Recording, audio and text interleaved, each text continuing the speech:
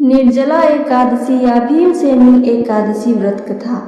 आइए सुनते हैं। क्या आप जानते हैं कि भीम जैसे बलशाली पांडव भी भूखे नहीं रह सकते थे, लेकिन एक व्रत ऐसा था जिसे उन्होंने भी निर्जल रहकर किया और उसे किया स्वर्ग प्राप्ति के लिए।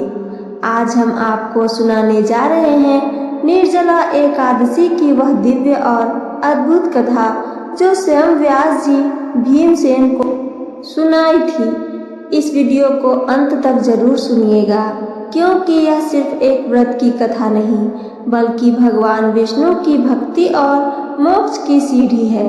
भीमसेन व्यास जी से कहने लगे, हे पितामह, भ्राता युधिष्ठिर, माता कुंती, द्रौपदी, अर्जुन, नकुल और सहदेव आदि सब एकादशी का व्रत करने को कहते हैं, परंतु महाराज, मैं उनसे कहता हूँ कि भाई, मैं भगवान की शक्ति पूजा आदि तो कर सकता हूँ, दान भी दे सकता हूँ, परंतु भोजन के बिना नहीं रह सकता। इस पर व्यास जी कहने लगे कि हे भीमसेन, यदि तुम नरक को बुरा और स्वर्ग को अच्छा समझते हो तो प्रति मास की दोनों एकादशियों को अन्न मत खाया करो। भीम कहने लगे कि हे पितामह, मैं तो पहले ही कह चुका हूँ कि मैं भूख सहन नहीं कर सकता। यदि वर्ष भर में कोई एक ही व्रत हो तो वह मैं रख सकता हूँ, क्योंकि मेरे पेट में वृक नाम वाली अग्नि है, सो मैं भोजन किए बिना नहीं रह सकता।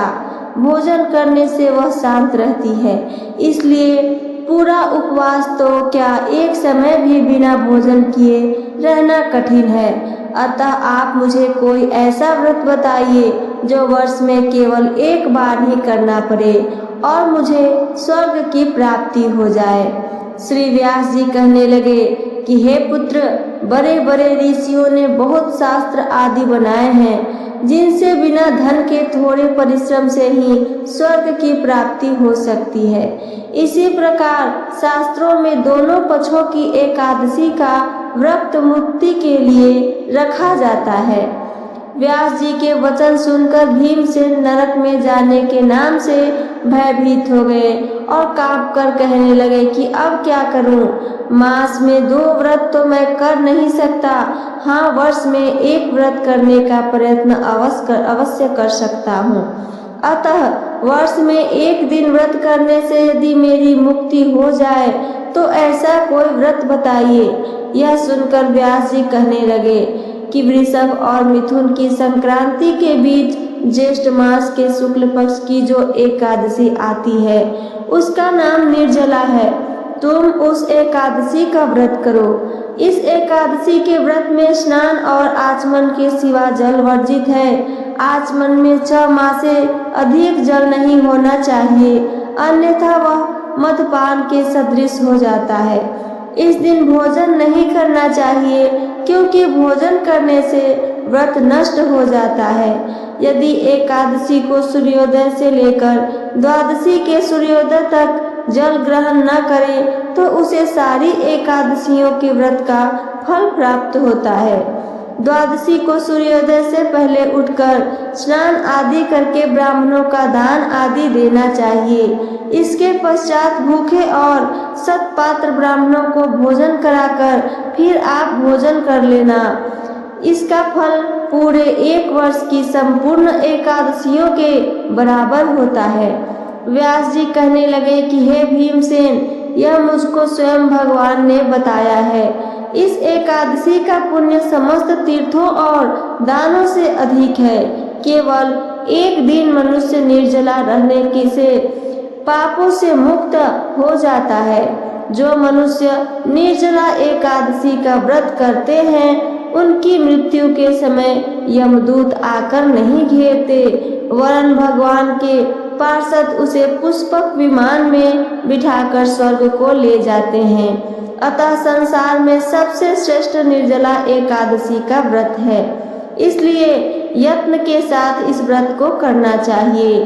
उस दिन ओम नमो भगवते वासुदेवाय मंत्र का उच्चारण करना चाहिए और गौदान करना चाहिए। इस प्रकार व्यास जी के आज्ञा अनुसार भीमसेन ने इस व्रत को किया। इसलिए एकादशी को भीमसेनी या पांडव एकादशी भी कहते हैं। निर्जला व्रत करने से पूर्व भगवान से प्रार्थना करें कि हे भगवान, आज मैं निर्जला व्रत करती हूँ या करता हूँ, दूसरे दिन भोजन करूँगी या करूँगा, मैं इस व्रत को श्रद्धा पूर्वक करूँगी, अतः आपकी कृपा से मेरे सब पाप नष्ट हो जाएं। इस दिन जल से भरा हुआ एक घड़ा वस्त्र से ढककर स्वर्ण सहित दान करना चाहिए। जो मनुष्य इस व्रत को करते हैं उसको करोड़ पर सोने के दान का फल मिलता है, और जो इस दिन यज्ञादि करते हैं उनका फल तो वर्णन ही नहीं किया जा सकता।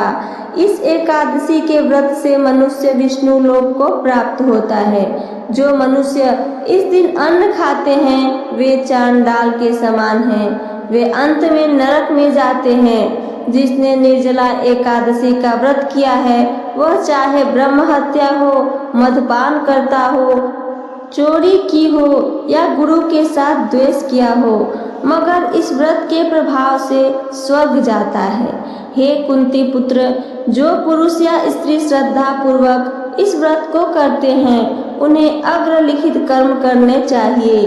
प्रथम भगवान का पूजन, फिर गौदान, ब्राह्मणों को मिष्ठान व दक्षिणा देनी चाहिए तथा जल से भरे कलश का दान अवश्य करना चाहिए।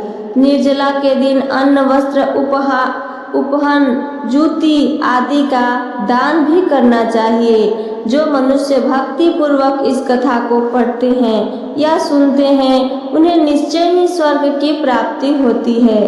तो भक्तों, आपने सुना निर्जला एकादशी व्रत की वह दिव्य कथा, जिसमें भगवान के पार्षद स्वयं आकर भक्त को स्वर्ग ले जाते हैं। यह व्रत न केवल सारे पापों का नाश करता है बल्कि सभी एकादशियों का पुण्य अकेले ही दे देता है। यदि यह कथा आपके हृदय को छू गई हो तो इसे अधिक से अधिक लोगों तक पहुंचाएं ताकि और भी लोग इस व्रत का महत्व जान सकें। वीडियो अच्छी लगी हो तो वीडियो को लाइक करें, शेयर करें और डिवोशनल नॉलेज चैनल को सब्सक्राइब करना ना भूलें। सुनने के लिए धन्यवाद। ओम नमो भगवते वासुदेवाय।